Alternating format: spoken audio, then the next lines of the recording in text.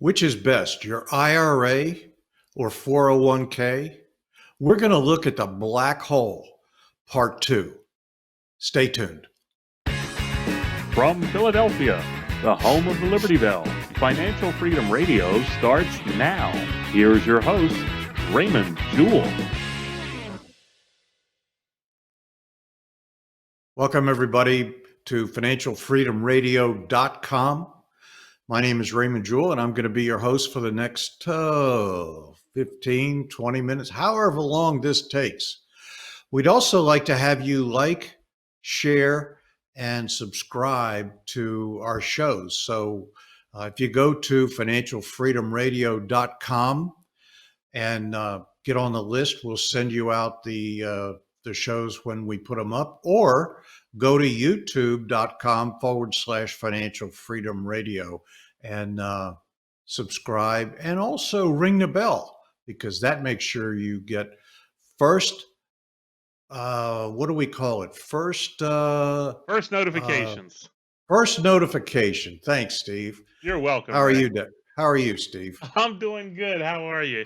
You caught me off guard. You got them backwards. I played the YouTube jingle or lower third a little too soon, but we got it straight. You're confusing me. That's okay. But that's okay. You do you. I'll do the technical stuff.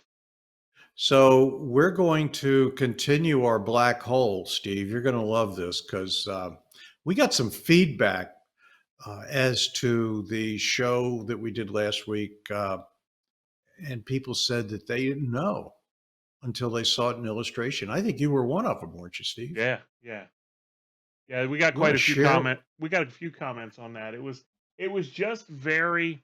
I think we talked after the show went offline. I said it was very Inception like the movie Inception, where it's like, here's all the money that you're making, but then you have to pay taxes on it, and then the money that you're spending in taxes, you're not making. So you're actually not making as much as you think. So here's how to offset that, and then when you make that money, you have to then pay. It just the rabbit hole you kept going further down, and it was an interesting way of looking at things that I'd never really thought about before. And we got a lot of feedback from people who said the same thing. Yeah, we're going to go over a little more of that today. Where does your money go when you save it? And let's go through a little review of what we went over last time. Just as money can grow compounding, you've heard people say that compounding is a great thing, and somebody's attributed it to Einstein. And I'm not so sure he said it, but we'll give him credit.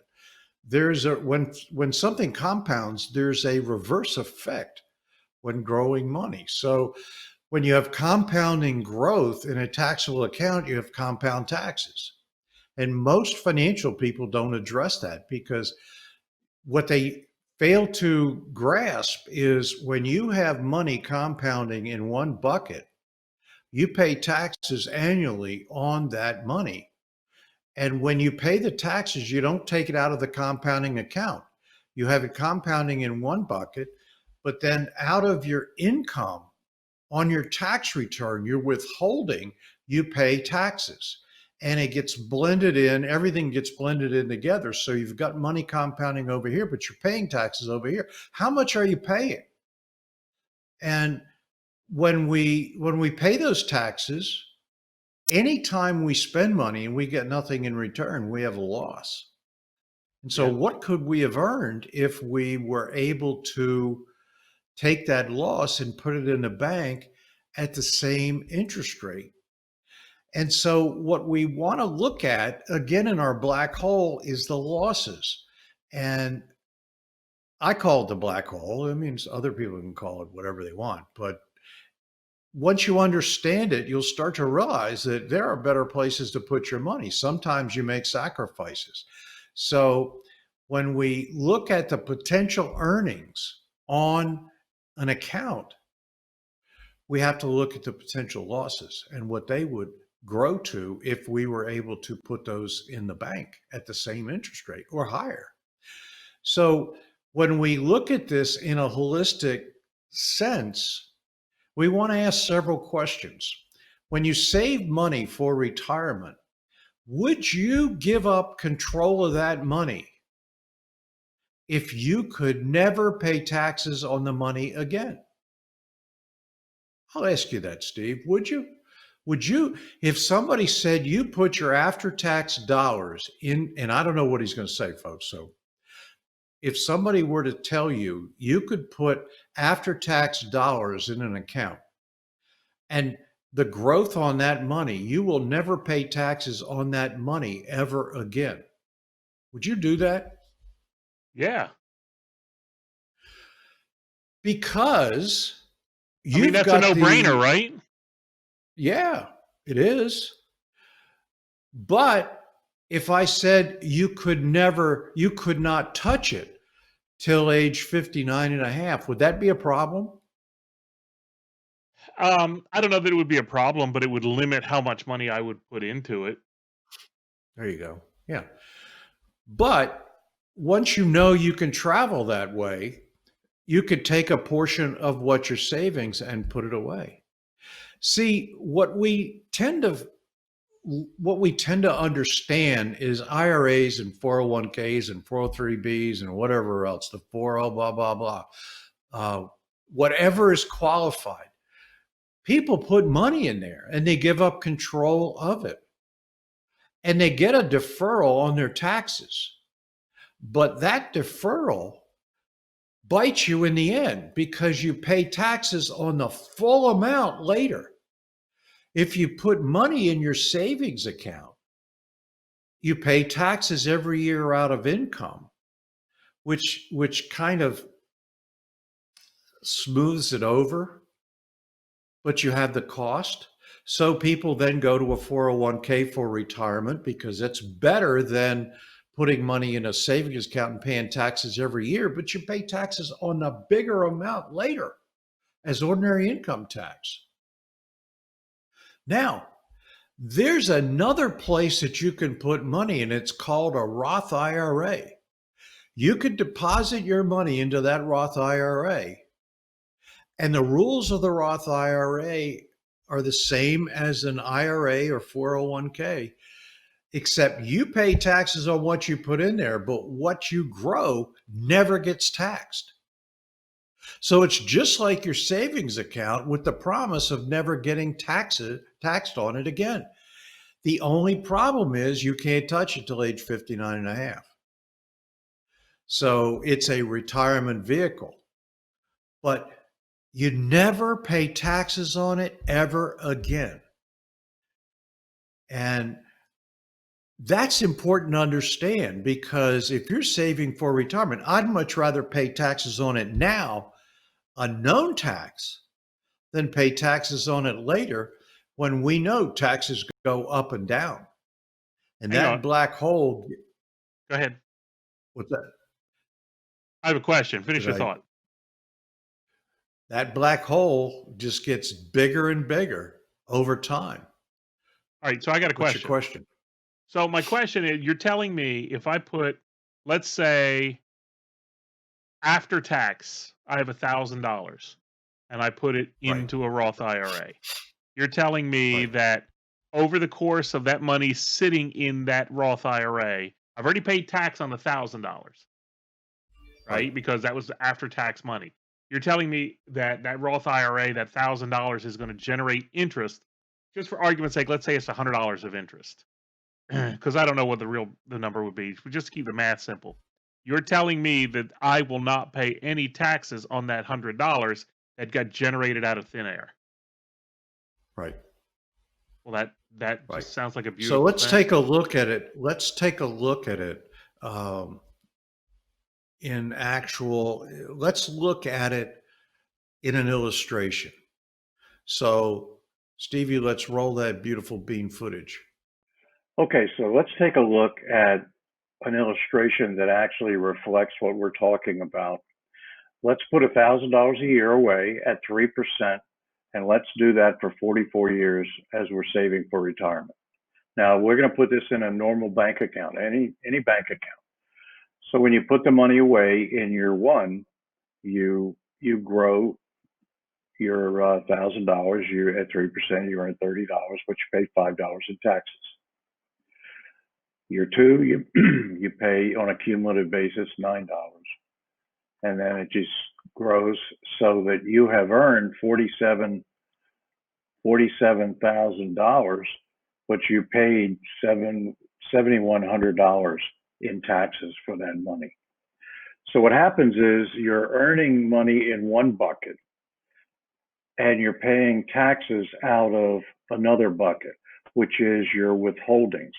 So you're paying taxes out of withholdings that will kind of blur it for you. So you don't really know that you're paying the taxes. You're paying the taxes out of the withholdings, and so it's kind of disguised. It blends in on your tax return. But over here, you're saving money, and over here you're spending. So you have to recognize that you're spending money. So you're paying $7,100 in taxes over that period of time. And so with your regular savings accounts, even though you save money, you pay taxes. Save money, pay taxes. So your loss is $71.58. And you also want to look at what that loss would be if you were able to save that money at the same 3% that you're earning before you put it away. So if we could get 3% cost of money, which is the same as we're earning, we would have had $11,000. So let's look at a Roth IRA. Now, the difference is that you give up control, because when you put the money in there, they don't want you to spend it. They want you to save it for retirement. So we're going to take the same $1,000, put that away, and we're going to earn the same interest rate.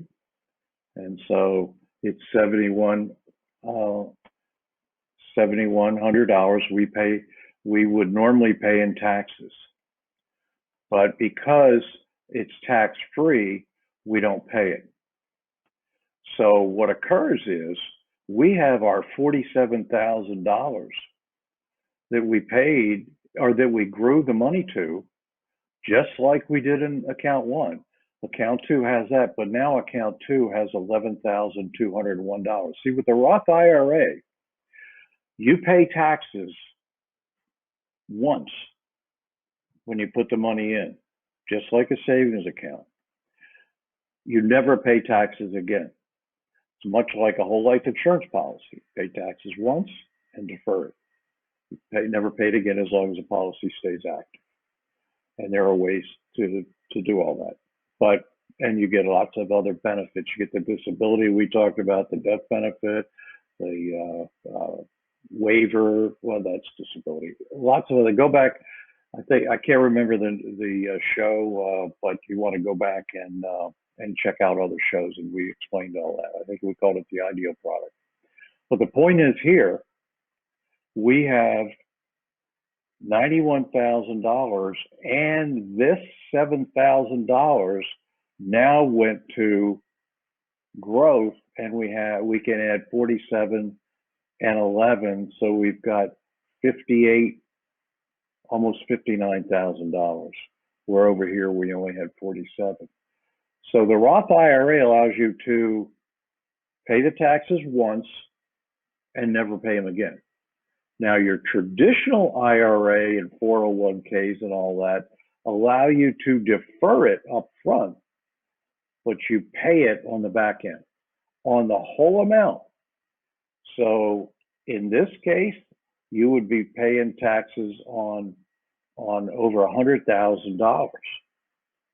Now you have to decide which is better: defer it now and never pay it again. Pay it now, not defer it now. Pay it now and never pay it again, or defer it now and pay it again. Do you believe taxes will be lower or higher?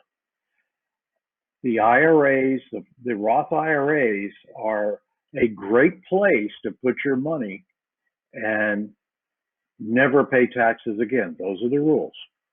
The traditional IRAs, 401ks, 403bs, and whatever allow you to not pay taxes now, but to pay taxes on the full amount later. Now, people argue and say, well, I'll be in a lower tax bracket, or financial planners say you'll be in a lower tax bracket. If that's the case, they didn't do their job. You should not be in a lower tax bracket. You should slide right into retirement, making the same amount of money that you're earning. Remember last week, money at work, people at work. People at work while you're working, money at work when you retire and you want it just to flip and pay you the same income.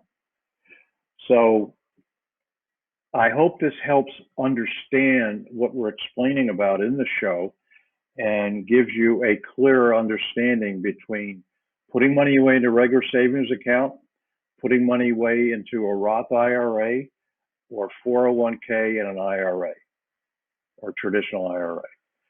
So when we talk further in the show, you'll understand a little more of what I'm talking about. So remember that when you put money into a Roth IRA, you put it in after tax. So you pay the taxes off your income, off your withholding once, and then you never pay taxes on that amount again. So each year you're paying taxes on a specific amount. Like to Steve's example, if you put $1,000 a year away, then wherever you're getting that money, you're going to pay taxes if it's income, and then you put it away and you never pay taxes on the growth or anything. You just let it go to age 59 and a half, and then you can withdraw it tax-free. Now, there's penalties if you try to get it out early, just like with an IRA and a 401k and 403b and all those others. You will end up paying taxes or paying a penalty of 10% if you go to pull it out early. Point is, don't pull it out. And you want to have multiple streams of revenue when you get into retirement. I'm in retirement and I have multiple streams of revenue. It's really nice. Different times a month, I have income coming in. And so it's nice to know it's more predictable when you've got different streams of revenue coming in. So we're gonna continue to go through the black holes. I'm trying to uncover as many as I can, and we're going to see if we can't lay them all out for you and show you illustrations on how to understand them further. So I want to thank you all for coming and downloading our show, and please like, share, and tell others. Like, share, tell others, send them to the site, financialfreedomradio.com. And we'll see you back here next week.